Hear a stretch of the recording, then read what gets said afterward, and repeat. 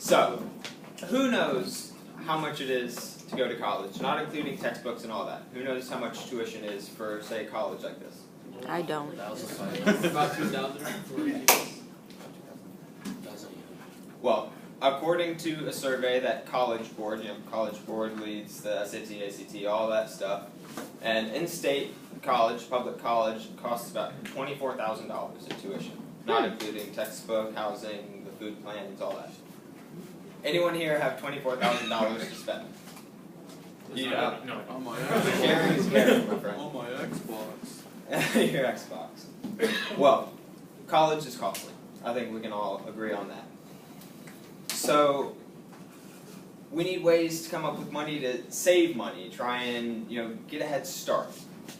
How much would you say you spend a month on just the bare necessities, food, gas, all that? $400, $500.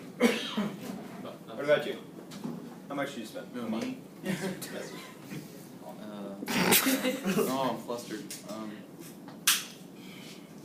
It's the same. Alright. So, out of the quick little survey I took before class and my two volunteers this class, that's about $4,800 a year we spend on gas and maybe groceries. That's a lot. For me, I work at Chick-fil-A. I earn $9 an hour. That is 533 hours just to make that amount of money before taxes.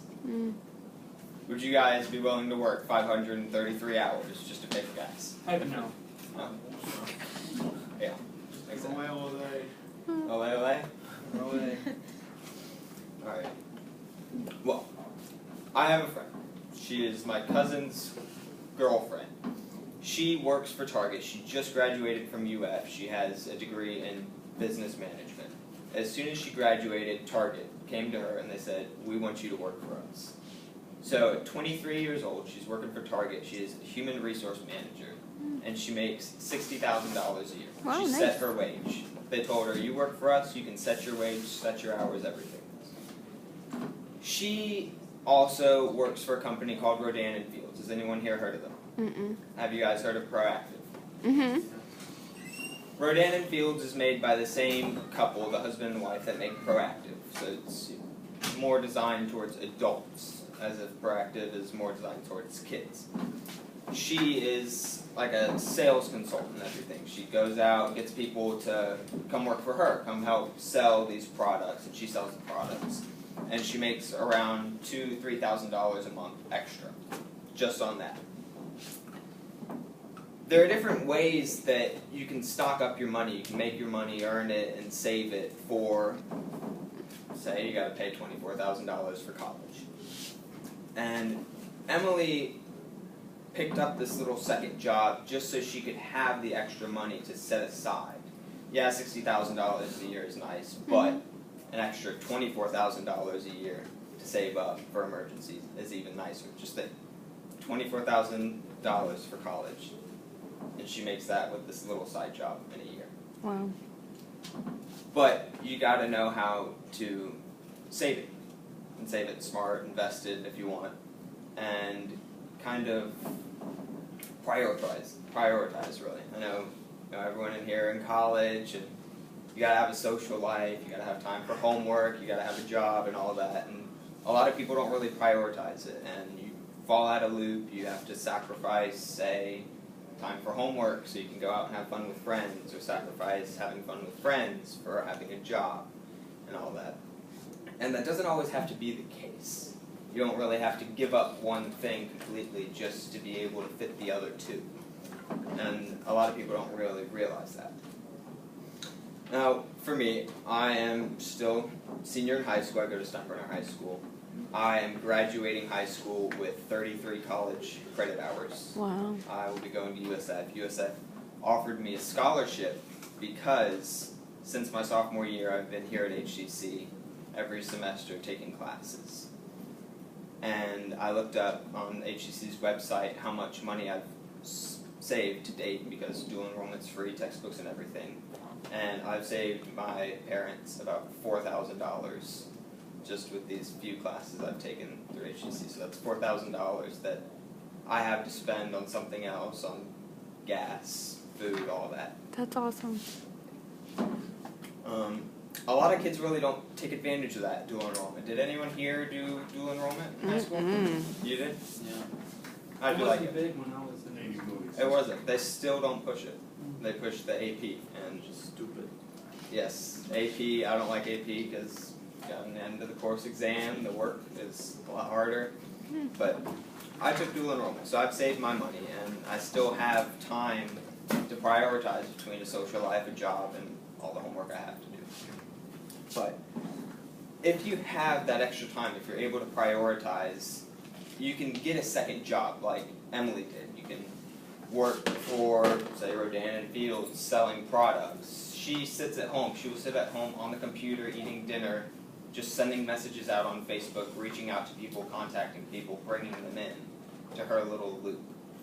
And she makes $2,000 a month just doing that. But if you're going to pick up a second job like that, you have to make sure that it's low maintenance. Like you can work from home, you don't have to go into a store or any of that. And that also saves on gas, just not having to drive back and forth. So, me doing these dual enrollment classes, I've saved all that money. That's extra pocket cash I have. The scholarship is extra pocket cash I have. And it's just something that my parents taught me. They taught me to work harder when I'm younger so I don't have to kill myself in the future. Like my father and my mother, my dad has been a captain in the fire department for 33 years, and my mom just quit her job as a preschool teacher so she could help take care of me and my brothers. And when they first got married, and my dad was in the fire department, my mom was a teacher, they also mowed lawns as a side job, and they'd just go out on Bay Shore and other neighborhoods and just mow lawns just so they could have that extra money and set aside. I have 3 other brothers, and we all have our colleges paid for through Florida Prepaid.